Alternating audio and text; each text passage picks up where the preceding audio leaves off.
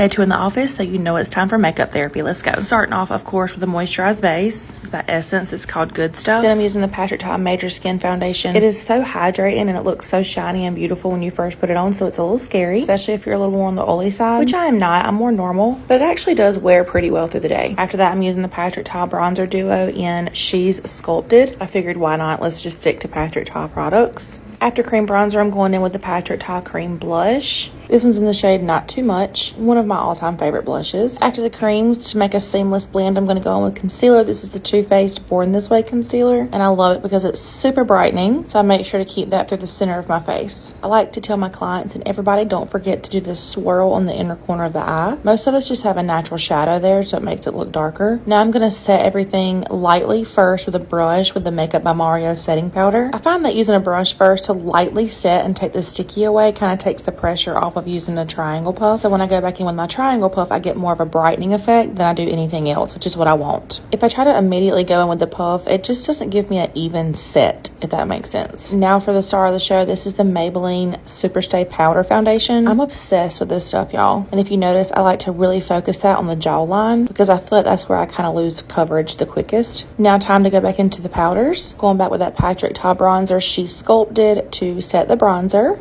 The cream bronzer, of course. And I wanted to keep this part in so you can see this is how you blend. When I'm bronzing my cheek, after I get most of it on the cheekbone, I lightly slide my brush up to the brow bone. Just gives a seamless blend while also giving you a little color on the eye. Now we're going back in with a Patrick Ta blush and just setting the cream with the powder. I always forget that I have his brush. I love the way that it picks the product up. I don't even know why I kept this in because it's so messy, a little painful to watch, but I was in such a big hurry. I promise it is not as painful to do as it is to watch. I just put a burgundy shade all over the lid through the crease.